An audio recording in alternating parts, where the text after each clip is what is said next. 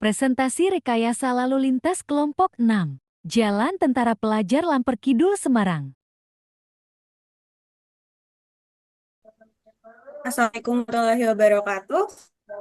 Selamat kesempatan kami di kelompok akan mempresentasi lalu lintas kami yang berjudul Survei Lalu Lintas Jalan Tentara Pelajar. Sebelum perkenalkan, nama saya Sarah Meris Alelang, NPM 2364005.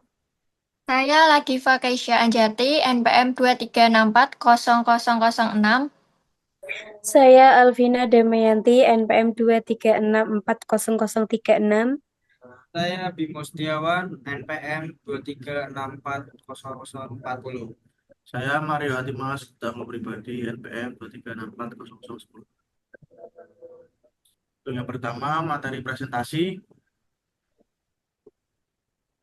Materi dalam presentasi ini diambil dari tugas proyek bab 1 sampai 3 dan data mentah yang telah dikerjakan dan diupload pada pertemuan-pertemuan sebelumnya. Latar belakang. Jalan Tentara Pelajar di Kota Semarang merupakan salah satu ruas jalan utama dengan tingkat kepadatan lalu lintas yang tinggi, terutama saat jam sibuk. Pertumbuhan jumlah kendaraan dan aktivitas di kawasan ini menyebabkan kemacetan, keterlambatan, dan potensi kecelakaan. Untuk itu, survei lalu lintas perlu dilakukan guna mengetahui kondisi kapasitas, volume kendaraan, dan derajat kepenuhan jalan. Data dari survei ini penting sebagai dasar perencanaan dan pengelolaan lalu lintas agar lebih tertib, efisien, dan aman. Rumusan masalah. 1. Bagaimana kapasitas, volume, dan derajat kejenuhan lalu lintas di jalan tentara pelajar?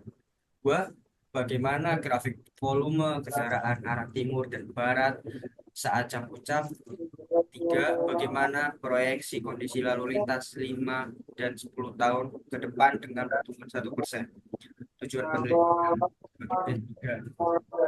Menganalisis kapasitas, volume, dan kejenuhan lalu lintas, menyajikan grafik volume kendaraan saat jam puncak. 3. Memproyeksikan lalu lintas untuk 5 dan 10 tahun ke depan. Manfaat penelitian. Mengetahui kondisi aktual lalu lintas.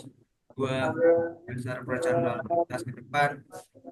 3. Memberikan rekomendasi teknis, meningkatkan kinerja jalan. Rekayasa lalu lintas dibagi menjadi 3.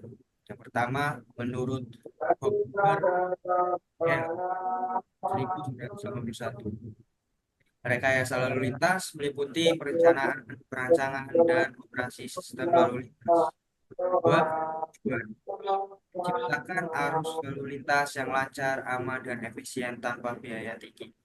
Yang ketiga, tujuan manajemen lalu lintas. Alifian angka bagi menjadi 5. Pertama, menjaga kualitas layanan. 2. Meningkatkan efisien sistem. 3. Menekan biaya perbaikan. 4. Mengurangi dampak lingkungan. Dan yang kelima, mendorong dampak sosial ekonomi positif. Kapasitas jalan. Kapasitas jalan adalah jumlah kendaraan maksimum yang dapat melewati satu ruas jalan dalam periode waktu tertentu dengan kondisi jalan dan lalu lintas yang umum. Kapasitas jalan dikoreksi oleh faktor-faktor yang mewakili deviasi geometri dan kondisi lalu lintas terhadap kondisi ideal. Formula perhitungan kapasitas jalan menurut MKJI.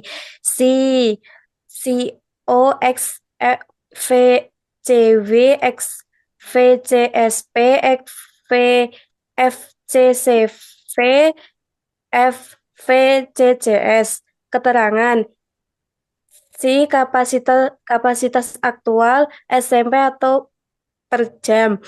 Si 0 kapasitas dasar. FJV faktor penyesuaian lebar jalur lalu lintas.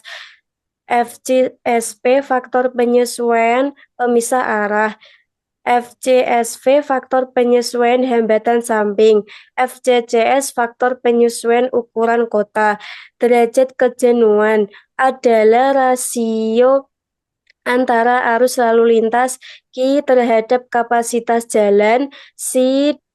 Derajat kejenuhan mengidentifikasikan apakah jalan mengalami masalah kapasitas. Rumus derajat kejenuhan di S. Keterangan Q arus lalu lintas SMP per jam. Si kapasitas jalan SMP per jam. Interpretasi di S jalan tidak jenuh, di S jalan jenuh. Volume lalu lintas adalah jumlah kendaraan yang melewati titik pengamatan dalam suatu satuan waktu, jam, hari, menit. Jenis kendaraan dalam perhitungan volume. 1. Kendaraan ringan LV, mobil penumpang indeks 1,0. Kendaraan berat heavy, bus, truk indeks 1,3. Sepeda motor MC, sepeda motor indeks 0,40. 4. Kendaraan tak bermotor sepeda, becak dianggap sebagai hambatan samping. Perhitungan volume lalu lintas Q SMP EMP LV XLV plus EMP heavy X heavy plus EMP MC XMC. Hambatan samping. Hambatan samping adalah aktivitas yang terjadi di sisi jalan yang dapat mempengaruhi kapasitas dan kinerja jalan. Faktor hambatan samping termasuk pejalan kaki, kendaraan lambat, dan parkir di badan jalan. Bobot pengaruh hambatan samping. 1. Pejalan kaki, PED sama dengan 0,50. Kendaraan parkir, PSV sama dengan 1. Kendaraan lambat, SMV 0,40. Kendaraan masuk atau keluar dari lahan, IEV 0,70. Evaluasi kinerja ruas jalan. Indikator kinerja ruas jalan. 1. Kapasitas jalan, derajat kejenuhan, DS, kecepatan rata-rata, waktu perjalanan, tundaan, dan antrian. Perhitungan evaluasi kinerja, LHRN sama dengan LHR01 tambah IN. Keterangan LHRN, LHR tahun ke N, LHR0, LHR tahun awal, I faktor pertumbuhan penduduk atau persen, N umur rencana biasanya 5-10 tahun. Metodologi penelitian, lokasi Jalan Tentara Pelajar, Lamper Kidul, Semarang Selatan. Waktu pelaksanaan Rabu 12 Maret 2025 pukul 15 sampai 18 WIB. Metode, survei primer dan sekunder, pengamatan tiap 15 menit. Peralatan survei, APD, PDA, helm, dan rompi. Kamera handphone untuk dokumentasi. Aplikasi traffic counter untuk menghitung kendaraan. Formulir survei untuk pencatatan dan data. Alat tulis.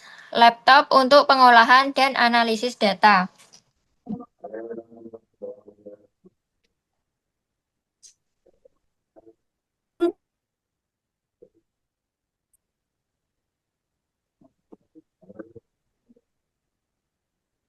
Nah, data mentah volume lalu lintas. Dari data mentah ini terdapat dua tabel. Tabel yang pertama itu akan dari arah barat ke arah timur. Yang berikut ada tabel 1.2, itu tabel volume kendaraan dari arah timur ke arah barat.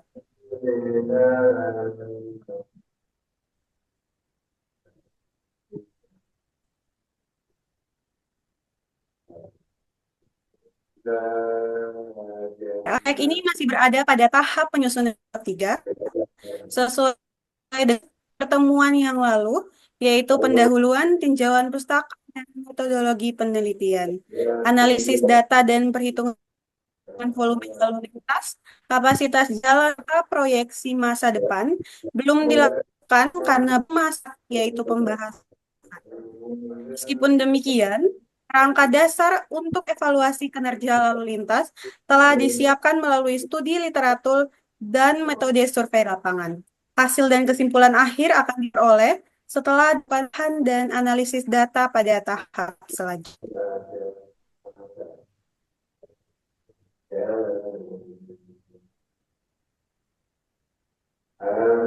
Dokumentasi kami anggota kelompok, dokumentasi Jalan Tentara Pelajar, dan dokumentasi yang kami gunakan untuk membantu dalam proses penghitungan kendaraan.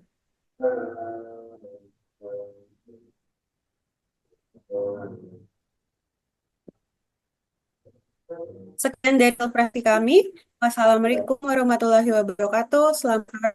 Terima kasih.